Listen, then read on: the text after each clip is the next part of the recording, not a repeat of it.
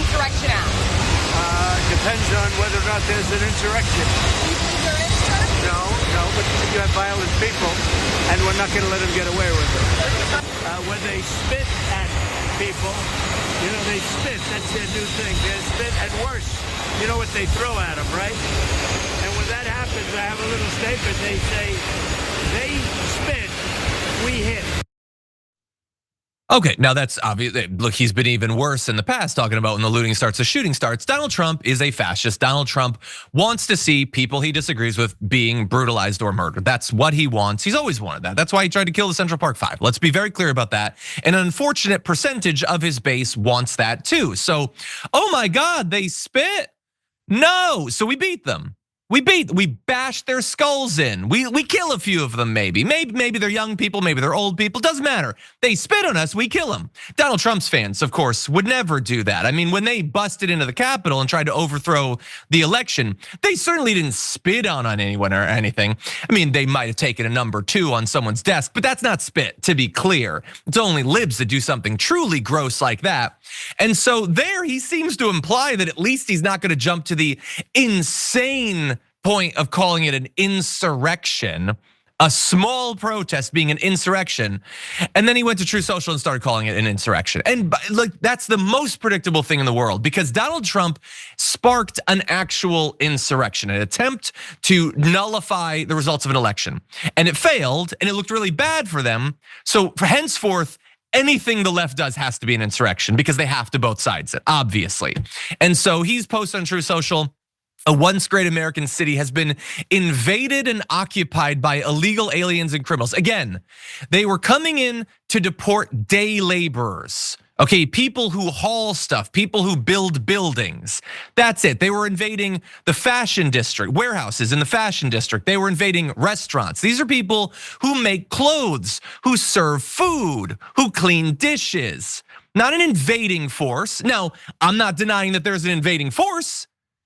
You can see it on the streets. It's the people in the Humvees and the tactical vehicles, those wielding the weapons against the protesters, okay? There has been an invasion. We can see it right now. Crimes are being committed. And by the way, if ICE really wanted to track down the worst of the worst, repeat criminals who have never owned up to what they've done, Donald Trump is in DC. You literally know where he is. You could haul him out. And okay, maybe the ICE isn't supposed to do that sort of crime. They're only supposed to go for criminal migrants or whatever. Well, Elon Musk is somewhere. You could track him down. You've got the manpower. There are actual criminals, okay? They're not working at the Home Depot, just to be clear. And so he calls them an insurrectionist mob. Again, it's protesters. It's just a protest. But they're liberals, so it's an insurrection, even though all they're trying to do is protect their community members. And obviously, the January 6th hangs heavy over this entire thing. Donald Trump tried and failed to overturn the results of an election, so he has to both sides everything. And I just want to remind everyone of the difference in what's happening here.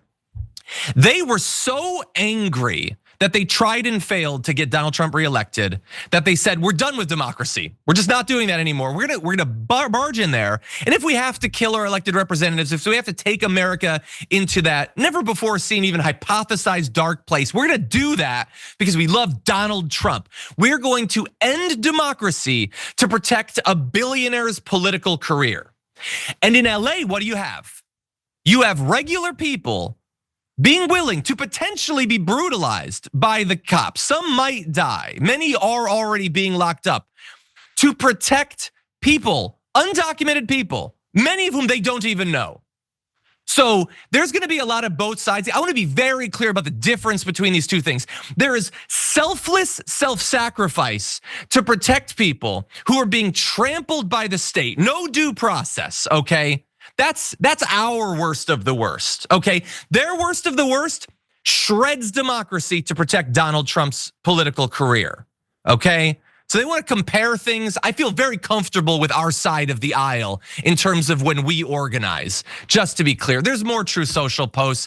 He's talking about the National Guard. Oh my God, there's fires, oh my God. Arrest the people in face masks now, he says. They're ICE agents. You arrest them if you want. They're covering. They're making it so you can't identify them or whatever. Clearly, they're very proud of what they're doing. Just to be clear, he says bring in the troops and all that. And by the way, he talked in that second message about how the National Guard had come in 2 days of violence. It hadn't been 2 days of violence, and they cleared it out. Great job, National Guard. Like, I don't want to give credit to Gavin Newsom, but in this case, I have to. Trump sent that message out. The National Guard hadn't even gone in yet. So Donald Trump either doesn't know or doesn't care about the actual timeline and facts on the ground of how he brutalizes American citizens for daring to protest against him. He's just lying about the entire thing. And partially because he knows that Gavin Newsom is gonna run for president. He wants to make him look bad, whatever. I share a goal with Donald Trump of not being interested in Gavin Newsom running for president. But anyway, I apologize. I could go on for a long time. I already have, JR, what do you think about this? There's no reason to apologize. All of it is true. So this is the thing. The rhetoric continues to get repeated. We know how propaganda and fascism works. Repeat it. Make some alternate reality the actual reality. Appeal to the people who actually think that this is something that's gonna rid us of all the scourge of all of these dirty brown immigrants that are in our country. Because again, you know what you haven't seen, John? As they're sending folks to Home Depots and to the fashion district in downtown Los Angeles, where they're not sending people to is the farms over Iowa, in Kansas, down in Texas, maybe Louisiana, Central California, you're not too far now. Send them to the farms in Central California and start picking up and actually going after the people who employ these folks that are destroying our country because they're all rapists, murderers, and criminals, right? The reason they're not doing that is because this is all about the vision. This is all about the characterization of the folks that you're supposed to hate. We've been hearing about it since well before Donald Trump was even in any kind of political atmosphere. Chicago, New York, LA. Chicago, New York, LA. Chicago, New York, LA. All those liberal bastions, the coastal elites, these lawless citizens and these lawless cities run by Democrat blue governors and mayors. Constantly.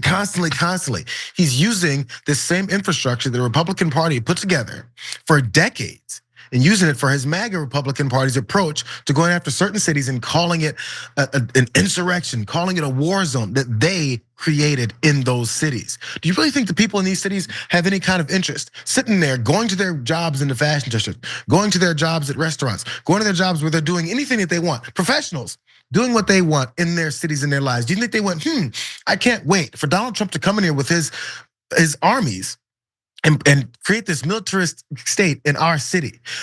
There's this characterization that these folks who are pushing back wanted this. What basis is there for that? But they can't figure anything about this authoritarian president who prefaced this, his entire campaign of wanting to be an authoritarian leader where he's gonna send armed troops into American cities to demand they do what he tells them to do. Forget states' rights. Where'd the states' rights people go? Same place, I guess, the NRA is right now. And the same place the Second Amendment folks are. When they said, when those authoritarians come to your city, you can shoot them in the face. I don't see them standing up for any other Americans right now. They look like some coward traitors to this country. But that's the setup, the whole point. Don't you hate LA when you know nothing about that city? When you know nothing about the state of California? Don't you hate them? So let us go in there, invade, and become an occupying army. It's not gonna work.